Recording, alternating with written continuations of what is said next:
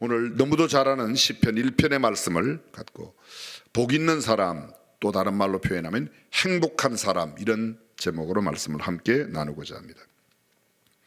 대학 시험에 합격하면 자동차를 사주겠다고 약속한 아버지가 있었습니다.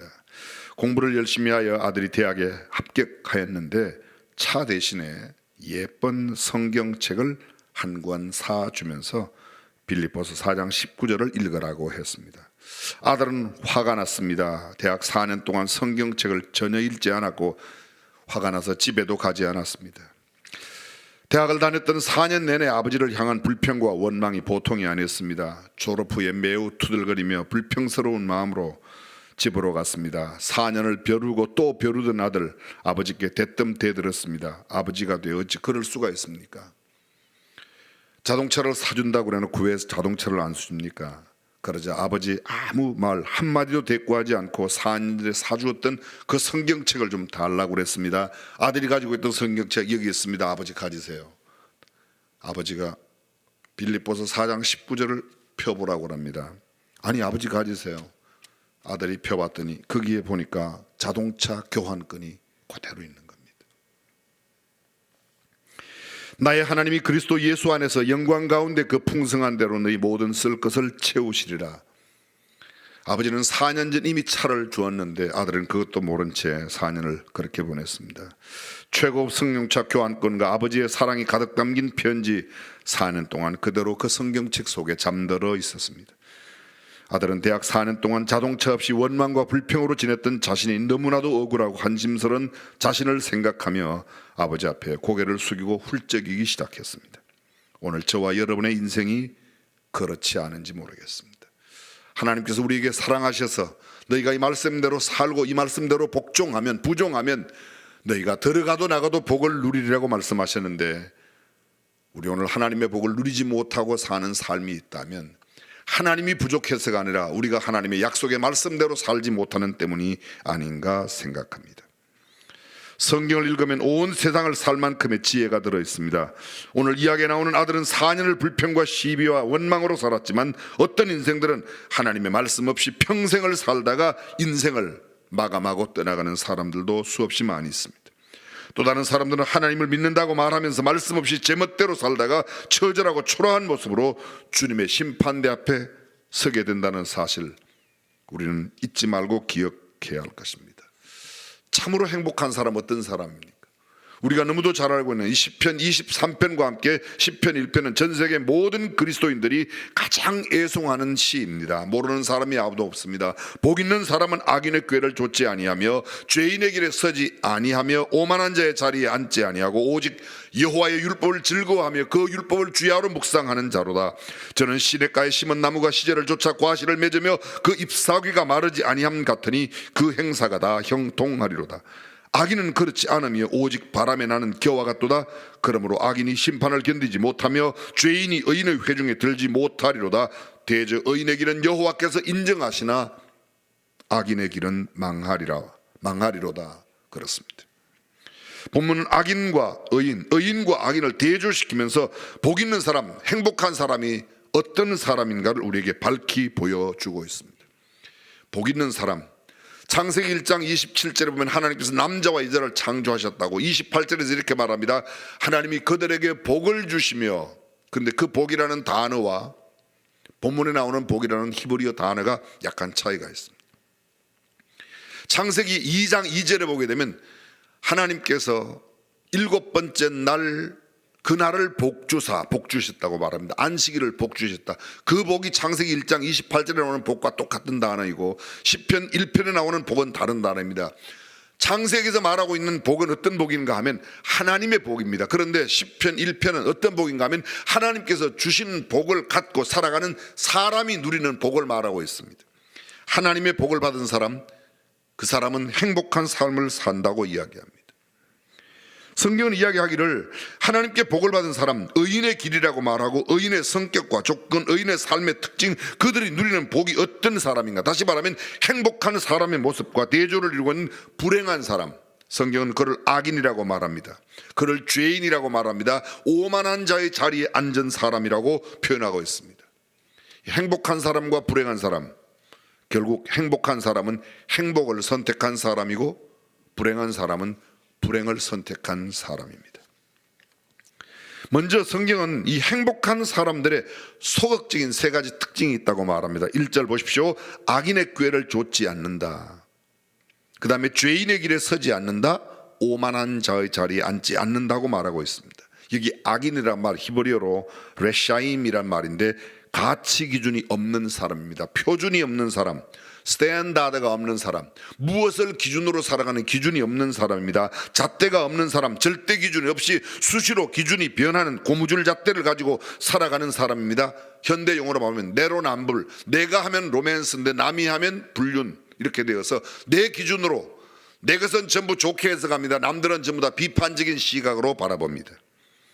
기분과 상황에 따라 조울 현상이 심한 사람입니다. 어떤 때는 아무것도 아닌 것을 매우 기뻐했다가 어떤 때는 사소한 일에 화를 굉장히 많이 내기도 합니다. 절대 기준이 없습니다. 무엇을 기뻐하고 무엇을 슬퍼해야 할지 잘 모릅니다.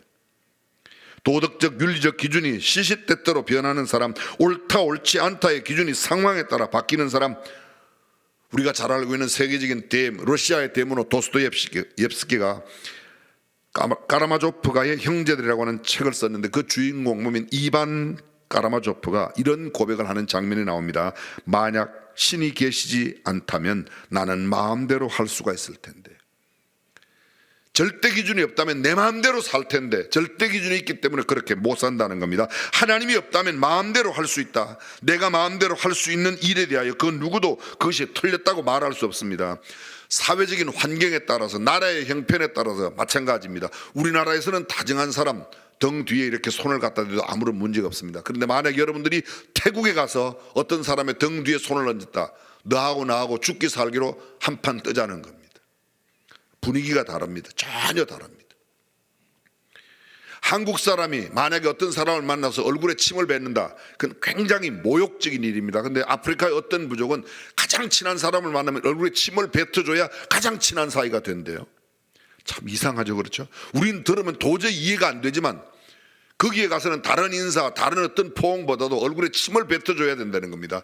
이건 기준이 다르기 때문에 그렇습니다. 어느 기준에 맞추고 살 겁니까? 나는 내 나라에 사니까 내 나라 기준, 내 나라의 기준은 절대 기준이 아닙니다. 유일한 절대 기준은 하나님의 말씀밖에 없는 줄로 믿습니다. 성경, 그걸 캔론, 정경이라고 말합니다. 그 말의 뜻은 잘하는 말입니다. 하나님이 없다면 내 마음대로 할 수 있을 거고 내 마음대로 해도 누구도 틀렸다고 말할 수 없을 겁니다. 절대자이신 하나님 절대 기준이 없다면 어디가 죄고 무엇이 죄고 죄가 아닌지 기준이 없어집니다. 무엇이 진리고 진리가 아닌지 구분이 없어집니다. 무엇이 옳고 그른지도 상황에 따라 달라집니다. 어떤 것이 선이고 어떤 것이 악한 것인지 달라집니다. 어떤 일에 어디까지 남을 칭찬해야 하고 어디까지 어떻게 해야 될지 잘 모르는 겁니다. 비난과 칭송의 기준이 없어집니다. 절대자의 규범, 절대자의 법도, 절대자의 표준이 없다면 어떻게 될까요? 절대 기준이 없다면, 우리에게 정확한 자가 없다면, 기준이 되는 기준이 없다면, 그래서 세상 사람들은 그런 기준이, 우리는 하나님의 말씀을 절대 기준이라고 믿습니다. 그래서 하나님의 말씀이 죄라면 그 어떠한 일도 죄입니다. 하나님의 말씀이 죄가 아니라면 세상 모든 사람이 비난해도 그것은 옳은 일입니다. 성경은 이러한 삶을 살아야 된다고. 그런데 악인은 그렇지 않습니다. 기준 없이 사는 사람, 악한 사람은 가치 기준이 없는 사람입니다. 성경은 우리에게 이렇게 말합니다. 무릇 지킬 만한 것보다 더욱 내 마음을 지키라. 악인의 꾀를 좇지 아니한다. 꾀, 뒤에 설명하겠습니다만 생각이 다르다는 겁니다. 생각이 다른 사람, 복 있는 사람은 생각이 다릅니다. 잠언 4장 23절에 무릇 지킬 만한 것보다 더욱 내 마음을 지키라. 생명의 근원이 이에서 날미니라. 지킬 만한 것, 사람들은 지킬 것이 뭐라고 생각합니까? 건강이라고 생각합니다. 나의 외모를 잘 지키려고 생각합니다. 내 사회적인 지위와 명성과 내가 가지고 있는 물질을, 내가 얻은 명예를 잘 지키려고 합니다. 그런데 성경은 그렇게 말하지 않습니다. 내 젊음을 지킨다고? 절대로 지킬 수 없습니다. 내 외모를 지킨다, 지킬 수 없습니다. 내가 가진 부를 지킨다, 글쎄요, 약간은 지킬지 모르지만 결국은 다 두고 떠날 것입니다. 우리는 무엇보다도 마음을 지켜야 할 것입니다. 바로 이 마음의 절대적인 기준을 가지고 살아가는 사람이 행복한 사람이라는 겁니다. 성경은 계속해서 말합니다. 죄인의 길에 서지 아니한다. 이 죄인, 핫타임이라고 말인데 히브리 말로 그렇게 되어 있습니다. 행동에 있어서 야비하고 치사하고 남에게 해를 끼치며 사는 사람, 목표가 없는 사람, 목표에서 빗나간 사람. 여러분, 죄가 뭐예요? 헬라어로 하마르티아라고 하는 죄라는 말가 관역에서 빗나가다, 목표에서 벗어났다, 목표 없는 사람, 목표가 빗나간 사람입니다. 정로에서 벗어난 사람들입니다. 어떤 시골 사투리 가운데 그런 말이 있어요. 우리도 종종 듣기도 하고 쓰기도 할 거예요. 지랄한다, 지랄한다. 지랄한다. 들어보셨죠? 지랄한다. 그게 뭐냐? 길을 지리라고 그랬는데요. 길을 제질로 가라, 제질로, 제 길로 가라. 근데 질 알로 가는 겁니다. 길이 아닌 대로, 길이 벗어난데 길 아래로 가는 거예요. 그래서 질 알로 간다. 지랄하는 말은 걸어가야 할 길로 가지 않고 살아야 할 삶의 원리와 방법대로 살지 않고 딴 길로 가는 겁니다. 아랫길로 가는 겁니다. 절대 목표가 없기 때문에 자기 나름대로 자기 뜻대로 살아갑니다. 정로에서 벗어난 사람의 삶, 뚜렷한 목표가 없는 삶, 나름 목표가 있을지 모르나 절대 목표가 없기 때문에 순간적입니다. 영원하지 못합니다. 결국 허무한 인생을 살다가 갈 뿐입니다.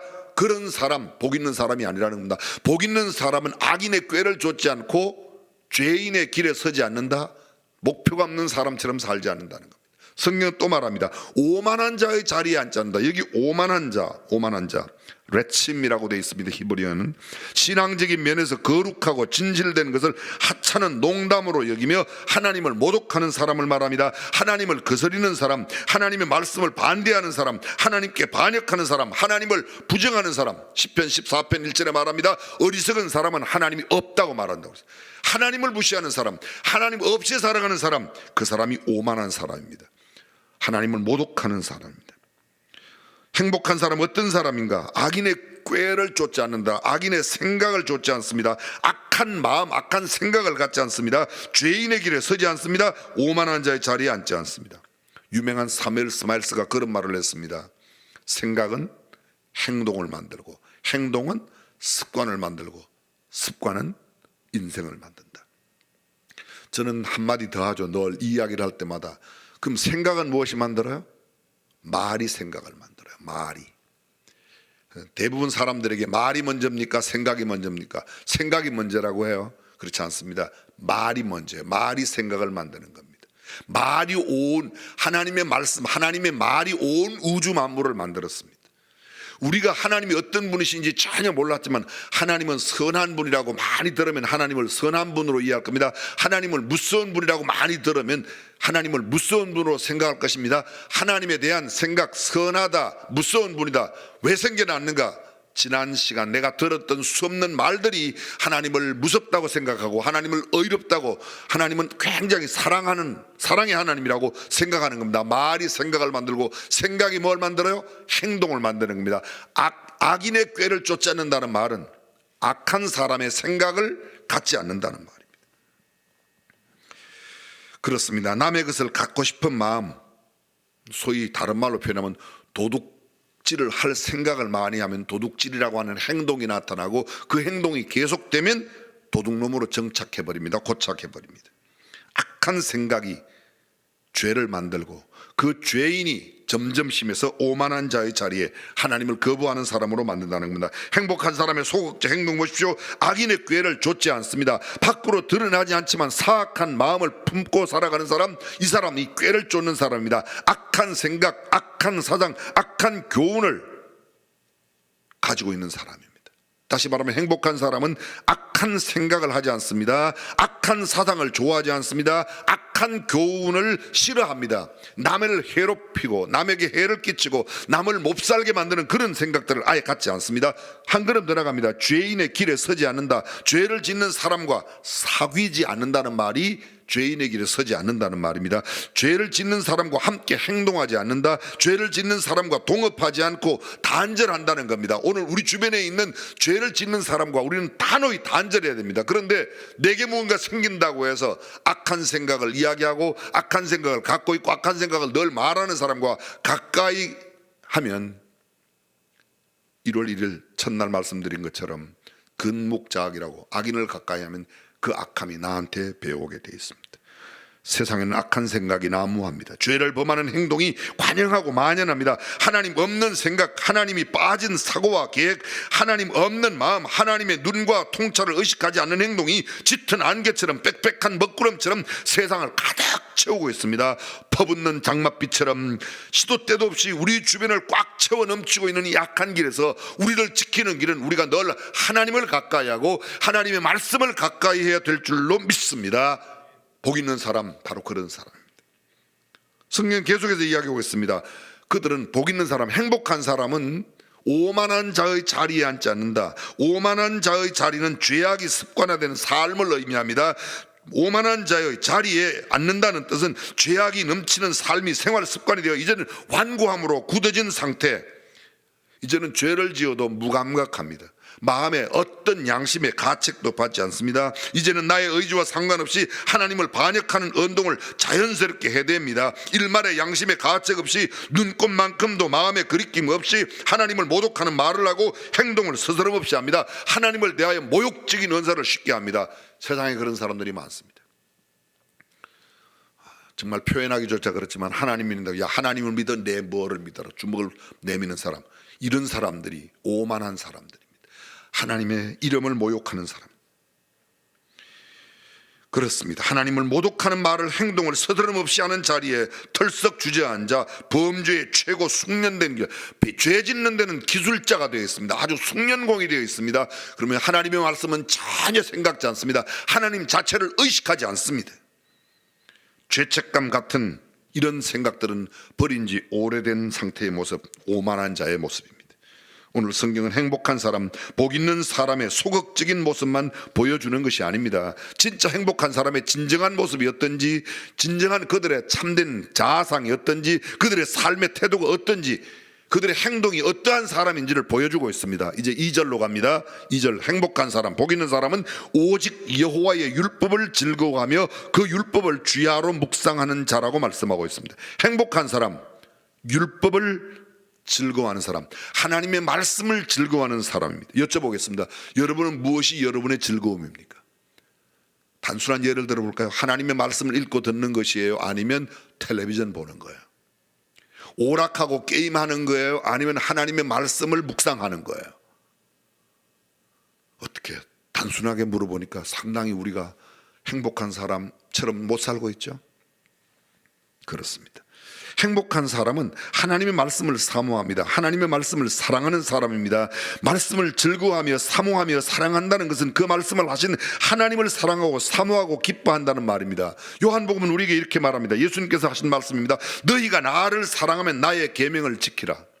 요한복음 14장 15절에 21절에 나의 계명을 가지고 지키는 자라야 나를 사랑하는 자니, 나를 사랑하는 증거가 뭐냐? 내 말을 그대로 지키는 것이 나를 사랑하는 것이다. 나를 사랑하는 자는 내 아버지께 사랑을 받을 것이요 나도 그를 사랑하여 그에게 나를 나타내리라. 그렇습니다. 하나님을 사랑하는 사람은 하나님의 말씀을 지키는 사람입니다. 하나님의 말씀을 지키는 사람이 하나님을 사모하고 하나님을 사랑하는 사람입니다. 사랑하는 성도 여러분, 얼마나 말씀을 사랑하십니까? 얼마나 말씀을 가까이 하고 있습니까? 우리가 해마다 성경 읽기표를 나누고 해마다 성경을 읽자고 그렇게 말하지만 말씀 없이 보내는 시간들이 얼마나 많은지 모릅니다. 2021년 한 해 동안 하나님의 말씀을 가까이, 하나님의 말씀을 사랑하고 하나님의 말씀을 읽고 소리내어 외치고 그 말씀을 늘 암송하고 하나님의 말씀 가까이 살아가는 저와 여러분들이 되시기를 주님의 이름으로 축원합니다. 어떤 사람 교회 일은 굉장히 열심히 합니다. 남 섬기고 봉사하는 일은 굉장히 열심히 합니다. 근데 성경 안 읽어요. 하나님 말씀 듣는 거는 대충해요. 교회 와서도 식당 먼저 갑니다. 하나님 사랑하는 게 아니에요. 하나님의 말씀이 먼저예요. 그리고 그 말씀 들은 말씀대로 내 삶에 실천해야 됩니다. 성경을 읽지 않고 공부하지 않고 사모하지 아니하며 사랑하지 않으면서 일을 열심히 한다? 하나님 그를 기뻐하지 않습니다. 성경은 계속해서 말합니다. 행복한 사람, 율법을 주야로 묵상하는 사람이라. 묵상이 뭐죠? 묵상. 우리는 흔히 생각하기를 가만히 묵념하듯이 말씀을 상고하는 걸 묵상이라고 생각하는데 원어의 뜻은 그런 뜻이 아닙니다. 이 묵상이라는 원어의 뜻은 입으로 중얼거리다는 겁니다. 소리내어 읽는다는 뜻입니다. 여러분 혹시 이스라엘을 가보신 분들은 아실 겁니다. 뭐 성지순례를 갔거나 어쨌든 이스라엘 가보면 통곡의 벽이나 이스라엘 사람들이 모이는 성전 회당에 가면 성경을 읽는 유태인의 모습을 봅니다. 모든 유태인 남자들은 여기다가 키파, 납작모자 조그마한 거 이렇게 하나 얹어 있어요. 그리고 막 몸을 흔들면서 막 성경을 계속 소리내어 읽습니다. 앞에 펴놓고 막 읽습니다. 어떤 사람은 여기에 늘어진 이 머리카락을 막 잡으면서 그렇게 계속 이렇게 성경을 소리내어 읽습니다. 막 소리 지르면서 그렇게 읽는. 여기 묵상한다는 말이 그 말입니다. 그 말입니다. 이렇게 테필린이라고 유태인 남자들이 여기 사각방, 저는 전에 제가 한번 보여드렸는데요. 사각방 붙어 있어요. 그 방 안에는 신명기 6장 4절 말씀부터 말씀이 들어있고 이것을 쭉 묶어갖고 팔에 다 묶어서 손목까지 가죽끈으로 있어요. 굉장히 가죽끈이 한 3m 정도 되는 긴, 2, 3m 되는 긴 가죽끈을 이렇게 묶어요. 이 말씀을 내 손목에 매며 내 미간에 붙여, 이 말이 바로 테필린, 하나님의 말씀을 중심으로 산다는 겁니다. 여러분들이 아마 보셔서 유태인들이 집안에 들며 날며 늘 이렇게 입맞춤하는 거, 입맞춤하는 거 뭐라고 그러죠? 매주자라고 그러는 거 있지 않습니까? 그것도 하나님의 말씀입니다. 늘 하나님의 말씀을 그들이 그냥 다니는 게 아닙니다. 입에 말씀을 입에 댈 때마다 말씀을 중얼거립니다. 입으로 마치 비 맞은 승려가 산사를 찾아가며 연부를 중얼거리듯이 하나님을 사랑하는 사람은 하나님의 말씀을 늘 입으로 되뇌이는 사람입니다. 하나님의 말씀이 내 입에서 떠나지 않는 사람입니다. 주야로 묵상하는 자다. 주야 문자 그대로 낮주 밤야 밤낮으로 내가 행동하는 낮 시간뿐만 아니라 잠을 자는 밤 시간에도 나의 인격의 모든 삶 속에 내 생활 모든 일거수일투 속에 하나님 말씀이 온통 나를 지배하는 삶을 살아가는 사람, 그 사람이 복 있는 사람이라고 말하고 있습니다. 하루 24시간 온전히 하나님의 말씀으로 살아가라는 뜻입니다. 그런데 우리는 말씀을 잊고 살 때가 너무 많습니다. 너무 재미있는 세상의 일에 빠지면 하나님의 말씀을 생각지 못합니다. 돈 버는 재미에 너무 빠져서 하나님의 말씀을 뒤로 할 때가 있습니다. 예배드리는 소홀히 할 때가 있습니다. 오늘 성경은 말합니다. 오직 여호와의 율법을 즐거워하며 그 율법을 주야로 묵상하는, 오직 여호와의 율법을, 다른 말로 말하겠습니다. 여호와의 율법만 즐거워하며 오직 여호와의 율법을 주야로 묵상하는 자라. 하나님의 말씀이 그의 기쁨의 전부입니다. 율법을 최우선으로 산다. 말씀을 제일 먼저 둔다. 무엇보다도 대체할 수 없는 즐거움으로 말씀을 즐거워하는 그런 뜻입니다. 심지어 이런 뜻입니다. 하나님의 말씀을 읽기 전에는 나 육신의 양식도 안 먹겠다. 우리 교회 원로 목사님 김장한 목사님, 나는 매일 아침 성경 한 장을 읽지 않으면 하루의 일과를 시작하지 않는다. 저는 새해 들어서 하고 있는 게 있습니다. 매일 아침마다, 또는 아니면 아침이 아니면 점심 때 저녁 때라도 하는 게 있습니다. 앞으로 그렇게 할 작정입니다.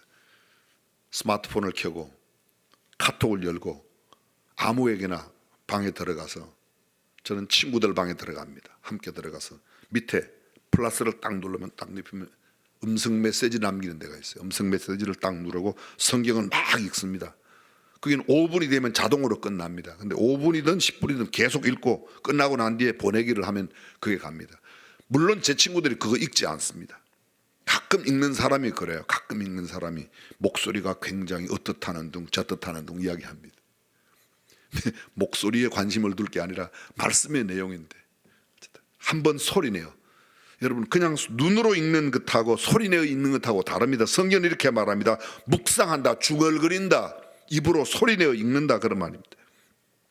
오늘 저와 여러분들이 하나님의 말씀을 즐거워하고 하나님의 말씀을 늘 입에 두어 그것을 기뻐하고 그 말씀대로 살아가는 저와 여러분들이 되시기를 주님의 이름으로 축원합니다. 다시 한번 도전합니다. 여러분의 즐거움은 무엇입니까? 행복한 사람과 불행한 사람, 즐거움의 내용이 다릅니다. 즐거움의 대상이 차이가 있습니다. 어떤 사람은 돈 버는 게 재미있다고, 세상에 뭐 아들이 시험 합격해서 기쁘고 즐겁다고 말합니다. 근데 우리는 하나님의 말씀이 즐거워야 됩니다. 물론 그런 아들의 합격도 즐겁고 진급하는 것도 즐겁고 무슨 월급이 많이 올라가는 것도 즐거운 일이지만, 그것보다 영원한 가치, 하나님의 말씀이 우리의 진정한 즐거움이 되고 기쁨이 되고 우리의 소망이 되고 우리의 사모함이 되시기를 주님의 이름으로 축원합니다. 그렇습니다. 잘 보십시오. 여호와의 율법을 이렇게 말하지 않았습니다. 행복, 복 있는 사람은 율법을 즐거워한다고 말하지 않고 여호와의 율법이라고 말합니다. 왜 여호와라고 말할까요? 여호와가 무엇입니까? 제가 성경을 잠깐 찾아보았더니 여호와라는 말 구약 성경에 하나님이 직접 자신을 이야기할 때 자기 이름을 여호와라고 소개하는 내용이 나옵니다. 여러분 기억나십니까? 아브라함이 그돌람을 전투해서 롯을 구해내고 돌아왔을 때 굉장히 어려워 떨고 있습니다. 그때 하나님께서 나타나서 아브라함에게 나는 전능한 하나님이라, 두려워 말라. 아브라함에게 나는 전능한 하나님이라고 자신을 올마이리가 전능하신 하나님이라고 소개합니다. 출애굽기 2장에 보게 되면 모세가 태어나고 3장 모세가 나이가 40살이 되었을 때 호렙산 가시나무 뜰기 불꽃 가운데서 하나님을 만나는 장면이 나옵니다. 하나님께서 너 내 백성을 인도해내라고. 그때 못 간다고 합니다. 모세가 하나님 저 못 갑니다. 뭐라고 말하죠? 내가 누구간데 가겠습니까? 못 간다고 그래. 80살 때 죄송합니다. 80살 때 40년 광야 생활하고 80살 때 호렙산 가시나무 뜰기불꽃 가운데서 하나님이 모세를 만나서 너 내 백성 이스라엘 백성들을 애굽 땅에서 인도해내라고 말합니다. 하나님 제가 누굽니까? 40년 전에 제가 살인한 사람 아닙니까? 못 가겠습니다. 그래도 하나님께서 가라고 합니다. 그때 모세가 하나님 앞에 묻습니다. 하나님 누가 나를 보냈냐고 물으면 내가 뭐라고 답할까요? 3장 14절에서 이렇게 말씀하고 있습니다. 3장 14절에 너를 보낸 자, 나를 하나님께 소개하는 겁니다.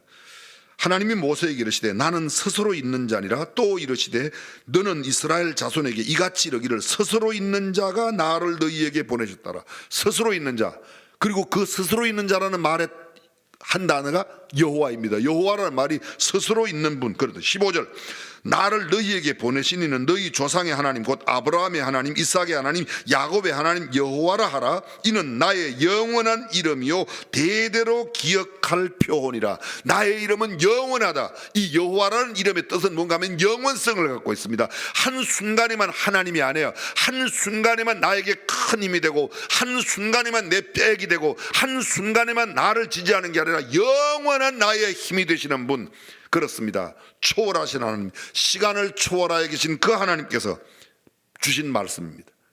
성경은 이렇게 말합니다. 행복한 사람은 오직 영원하신 하나님의 율법을 즐거워하며 한순간에만 있는 말씀이 아닙니다. 옛날의 사람에게도 즐거움은 하나님의 말씀이요 행복은 하나님의 말씀이요 오늘을 살고 있는 사람에게도 즐거움은 하나님의 말씀이고 행복은 하나님의 말씀이 있고 내일을 살아갈 미래의 사람들에게도 진정한 행복은 하나님의 말씀, 영원하신 하나님의 말씀에 있는 줄로 믿습니다. 그래서 오직 여호와의 율법을, 어떤 율법? 영원한 율법, 여호와의 율법을 주야로 묵상하는 자라고 이야기합니다. 시편 기자는 한 걸음 더 나갑니다. 행복한 사람, 이 복 있는 사람이 어떤 사람인가? 행복한 사람, 복 있는 사람은 아주 한마디로 이렇게 표현합니다. 자, 3절 가보겠습니다. 저는 제가 누구죠? 말씀을 주야로 묵상하는 사람, 악인의 꾀를 쫓지 않고 죄인의 길에 서지 않고 오만한 자의 자리에 앉지 않는 행복한 그 사람은 시냇가에 심은 나무가 시절을 쫓아 과실을 맺으며 그 잎사귀가 마르지 아니함 같으니 그 행사가 다 형통하리로다. 요사이 아이들 말로 시심나, 시냇가에 심은 나무, 시심나무라고 그랬죠. 나무의 생존의 필수 불가결한 요소가 물입니다.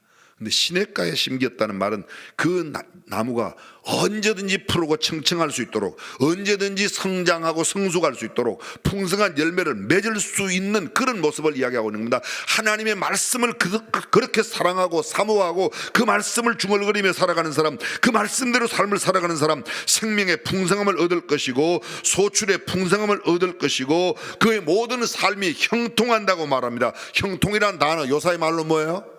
대박입니다. 대박. 어디 가서 대박 나라고 그럴 때 기분 나쁜 사람 아무도 없어요. 요새는 무슨 개업집에 화분을 보내면서 대박 나세요라는 말 붙이죠. 대박 나세요. 형통하세요. 수준 있는 사람 만사 형통입니다.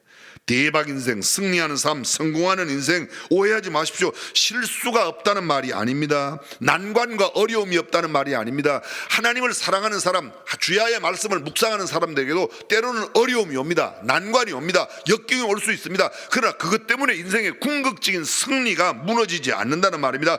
변화무쌍한 불순한 일기와 기후, 환경을 맞을 수가 있습니다. 그럼에도 불구하고 물가에 뿌리를 뻗치고 있는 까닭에 그는 항상 푸르고 청정합니다. 슬픔과 아픔이 있을 수 있습니다. 낭망스럽고 절망스러운 일들이 인생 가운데 있을 수 있습니다. 하나님 말씀대로 살려고 하면 박해를 받고 핍박을 받는다고 성경은 이야기하고 있습니다. 그러나 결국은 승리할 것입니다. 종래는 마치 승리해버리고 말 것입니다. 이것이 하나님께서 하나님을 사랑하는 사람, 하나님의 말씀대로 살아가는 사람, 행복한 사람에게 약속하시는 것입니다. 궁극적으로 합력하여 선을 이룬다, 그런 말입니다. 하나님을 사랑하는 자, 곧 그 뜻대로 부르심을 입은 자들에게는 모든 것이 합력하여 선을, 모든 것 안에는 슬픈 일도 있고 기쁜 일도 있습니다. 역경도 있고 고난도 있고 아픔도 있고 질병도 있고 세상 사람들이 당하는 여러 가지 보편적인 일들이 믿는 사람에게도, 행복한 사람에게도 있습니다. 그러나 그 아픔과 그 괴로움과 슬픔이 이 행복을 결코 삼키지 못합니다. 왜요? 하나님이 합력하여 선을 이루시기 때문에 그렇습니다. 저는 시편 1편이 3절 이하의 말씀을 읽으면 연상되는 구절이 있습니다. 그것이 예레미야 17장 5절 이하 7절까지 말씀입니다. 저는 신방할 때 이 말씀을 자주 읽곤 합니다. 나 여호와가 이같이 말하노라. 무릇 사람을 믿으며 혈육으로 그 권력을 삼고 마음이 여호와에게서 떠난 그 사람은 저주를 받을 것이라. 그는 사막의 떨기나무 같아서 좋은 일에 오는 것을 보지 못하고 광야 간조한 곳 건건한 땅, 사람이 거하지 않는 땅에 거하리라. 그러나 무릇 여호와를 의지하며 여호와를 의뢰하는 그 사람은 복을 받을 것이라. 그는 물가에 심은 나무가 뿌리를 강변에 뻗치고 더위가 올지라도 두려워 아니하며 그 잎이 청청하며 가무는 해에도 걱정이 없고 결실이 그치지 아니함 같으리라. 여기 두 사람이 대조되고 있습니다. 어떤 사람입니까? 하나님을 의지하지 않는 사람, 사람을 믿고 혈육으로 권력을 삼는 사람, 마음이 하나님께로부터 떠나는 사람, 하나님의 말씀을 무시하는 사람, 그 사람 저주를 받을 것이라고 말합니다. 사막의 떨기나무 같다고 말합니다. 광야 간조한 곳 건건한 땅, 사람이 거하지 않는 땅에 거함으로 그는 외톨이로 살아갑니다. 외롭고 고독하게 살아갑니다. 쓸쓸하게 살아가는 것이 그의 종국입니다. 그러나 하나님을 의지하는 사람, 하나님을 의뢰하는 사람 복을 받을 것이라고 말합니다. 물가에 심기운 나무가 그 뿌리를 강변에 뻗친 것처럼 더위가 올지라도, 잘 들어보십시오. 더위가 올지라도, 더위가 안 오는 게 아닙니다. 더위가 와요. 강변에 뿌리를 내린 나무에게도 더위는 옵니다. 그러나 더위는 와도 걱정이 없습니다. 뿌리를 강변에 뻗치고 있기 때문입니다. 그 잎이 청청하고 가무는 해도, 가뭄이 옵니다. 가뭄이 옵니다. 그러나 가뭄을 해도 걱정이 없습니다. 그리고 성경은 말합니다. 결실이 거치지 아니하리라. 할렐루야.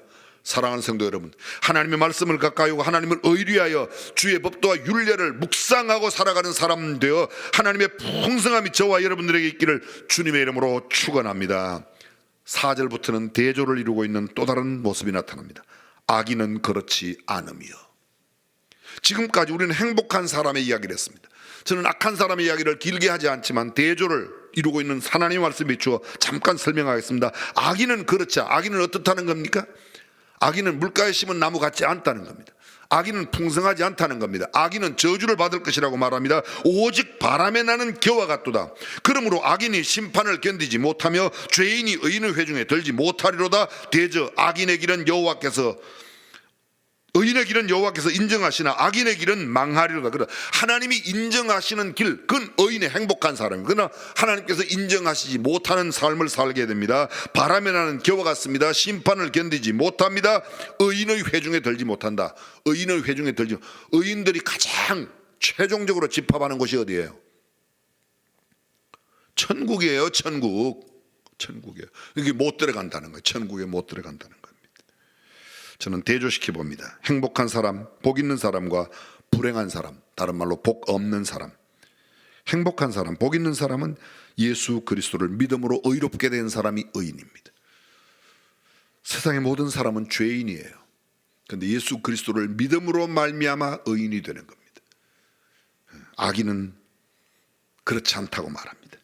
생각과 마음이 정결한 사람입니다. 선하고 착한 사람입니다. 하나님의 말씀을 기준으로 삶을 영위하는 사람, 절대 가치의 기준을 두고 살아가는 사람, 하나님께 인정받는 사람, 하나님을 늘 의식하며 영적 가치로 살아갑니다. 정로로 길을 걸어갑니다. 목표가 분명한 사람입니다. 절대 목표, 진실과 정직함으로 하나님을 경외하며 살아가는 사람입니다. 여호와의 말씀과 계명, 그 법을, 규례를, 도를 준수하는 사람입니다. 하나님의 율법, 여호와의 율법을 주야로 묵상하고 읽고 듣고 연구하고 적용합니다. 오직 주의 말씀만 사모합니다. 그들은 내 발의 등이요 내 길의 빛을 하나님의 말씀으로 삼고 살아가는 사람들입니다. 시냇가에 심은 나무 같은 사람입니다. 시절을 쫓아 열매를 맺습니다. 언제나 성실하고 싱그럽게 청정하고 그렇습니다. 그의 삶은 생기가 넘칩니다. 유익함에 열매를 맺습니다. 여호와께 인정받는 사람이라고 말합니다. 귀중히 여김을 받습니다. 형통한 사람입니다.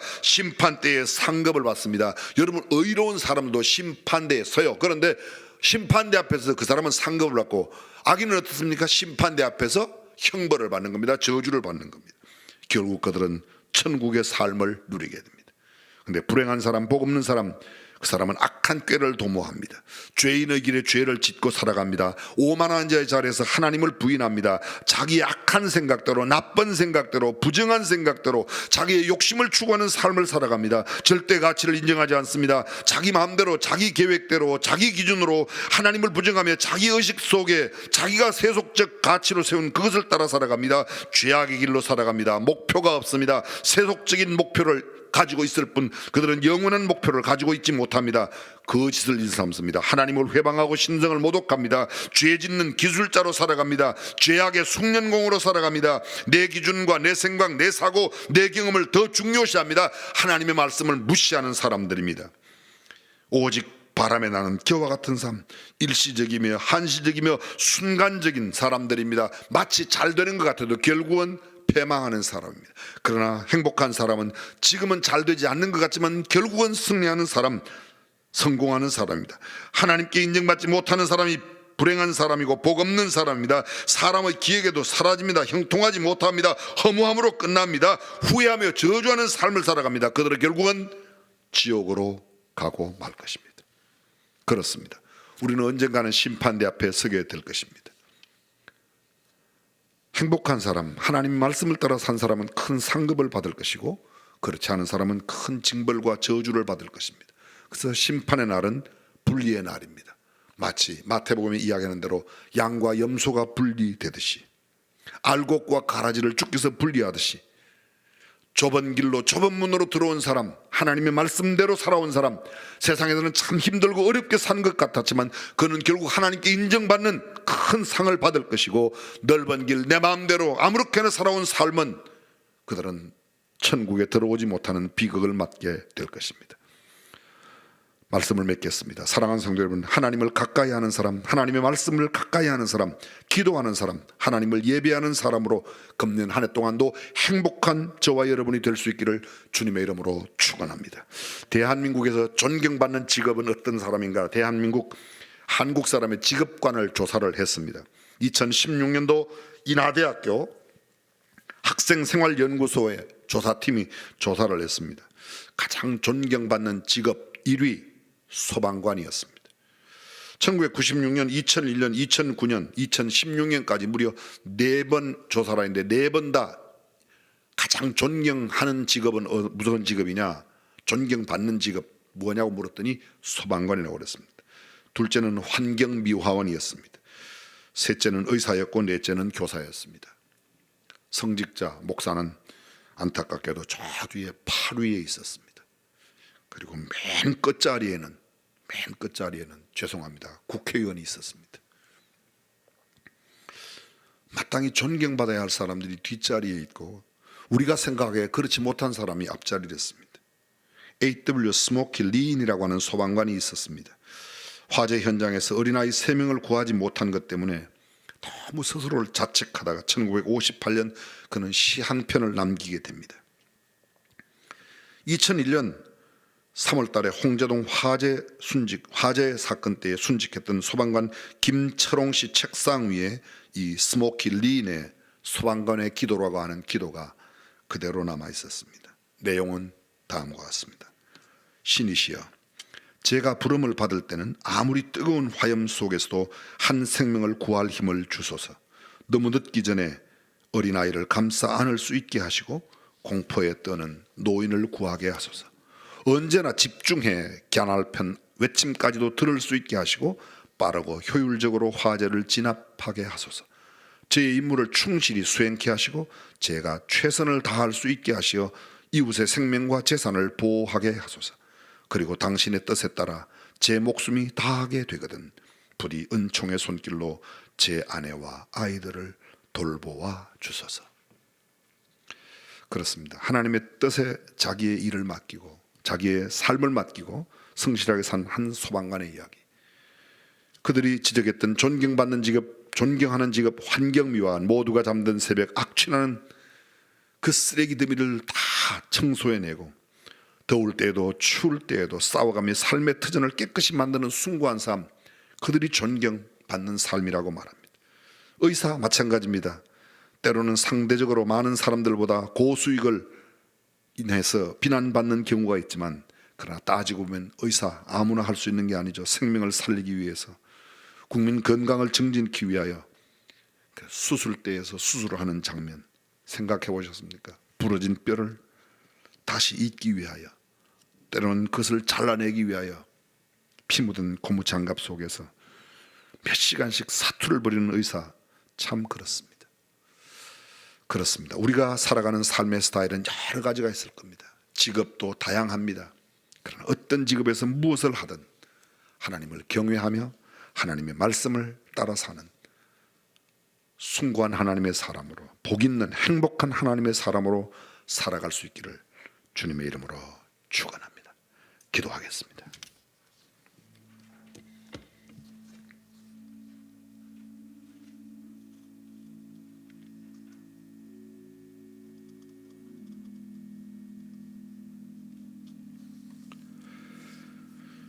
다시 한번 조용히 물어보시오. 나의 기쁨과 즐거움은 무엇인가? 나는 무엇을 즐거워하며 살아가고 있는가?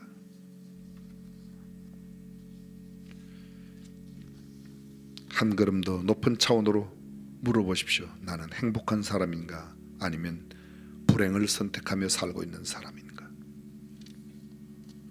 내가 행복하다고 생각해서 행복한 게 아닙니다. 성경이 행복한 사람이라고 말하는 삶을 살아야 행복한 사람이에요. 그 행복한 사람 악한 꾀를 좇지 않습니다. 죄인의 길에 서지 않습니다. 하나님을 부정하는 오만한 자의 자리에 거만하고 교만하게 앉아있지 않습니다. 오직 하나님의 율법을 즐거워하며 그 율법을 쥐하러 읽고 연구하고 공부하고 그 말씀을 삶에 적용하며 살아가는 사람, 시냇가에 심은 나무 같은 사람, 과실이 풍성한 사람, 잎사귀가 마르지 아니하고 그 행사가 형통한 사람이라고 말하고 있습니다. 전능하신 우리 하나님, 수원중앙 침례교회에 속한 모든 하나님의 백성들 행복한 사람으로 살아가게 하여 주옵소서. 주 예수님의 이름으로 기도합니다. 아멘.